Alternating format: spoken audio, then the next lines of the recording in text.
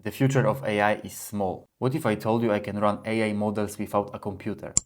I am not nuts. This board, smaller than my thumb, the new Arduino Nano, has only 0.00025 GB of RAM. For those who didn't heard about Arduino family, these chips don't have an operating system or a file system, so they are not computers. These are called microcontrollers. They are designed to run only one program all over again. It's similar to chips inside your washing machine or fridge, with one big difference. It can be reprogrammed many times using beginners-friendly interface. Welcome in embedded world.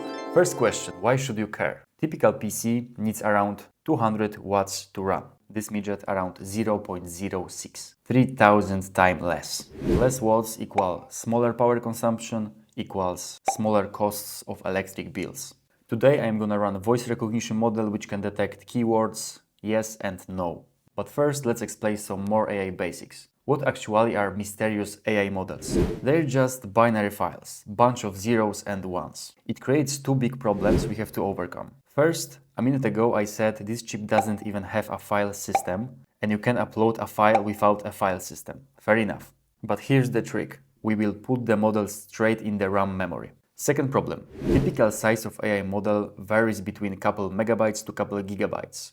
So we have to shrink it somehow. TensorFlow Lite is a tool from Google that can take care of that, transforming your model with couple lines of code. But model compression, and especially successful model compression, is a very hard task. There is a lot of engineering hiding behind. Techniques like pruning, knowledge distillation, or probably the most popular right now, quantization. Sounds complicated, but give me 30 seconds and I'll explain what quantization exactly is.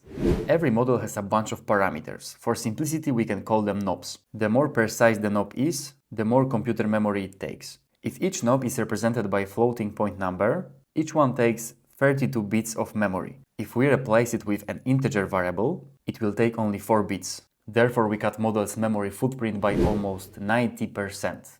Genius. Okay, now it's time for real-time presentation. When I say yes, the diode should turn green, say no, should turn red, and for other words should turn blue. It's already compiled. To make sure I am not streaming responses from my computer instead of the USB, I will power it just with the power bank. Okay, that's weird. I suppose that the power consumption is so low that my power bank can't recognize it and just turns off. So I will try to do it from the outlet. I am interested in this diode. You can see when I am talking, diode is blue. So far so good. Yes. No. Maybe something else? Yes. Yes, yes, yes, yes. Oh, that's pretty cool. Instead of controlling dummy LED diode, you can easily replace it with triggering some motor movement, turning on and off your lights, and so on. Although it has limitations, it works pretty well. I know you can easily achieve better results 10 times faster using your old PC from the basement, but in terms of cost, size, power consumption and robustness, this is huge. In my opinion, this is the future. We will build embedded circuits for one specific machine learning application, reducing operational costs by order of magnitude. Of course, now powerful models like ChatGPT-4 need almost power plant to run, but AI in the future is gonna be tiny. Thanks for watching, subscribe for more, and hopefully see you soon. If you are interested, at the end I'm gonna quickly go through what is going under the hood. This script is available in TensorFlow GitHub, so I'll put the link in the description. First, these header files bring in TensorFlow Lite functionality and custom utils models. For example, TensorFlow Lite for tflite core functions. Audio provider captures audio input from a microphone. This one handles LED to change colors. This one extracts feature from captured audio sample and so on. Then we have some global variables for model execution, for example, model input, or the extracted features. Next, we have to allocate memory for tensor operations. In every Arduino script, we always have setup function which runs only once at the beginning. The model is loaded here.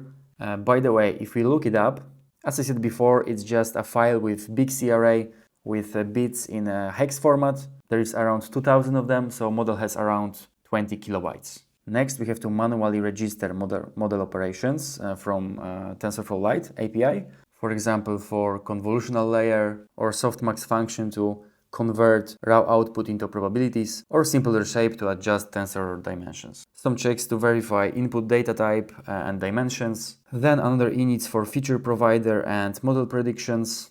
Next, set up audio capture from built-in microphone. And that's all for the setup. And now we have loop function which will execute all over again.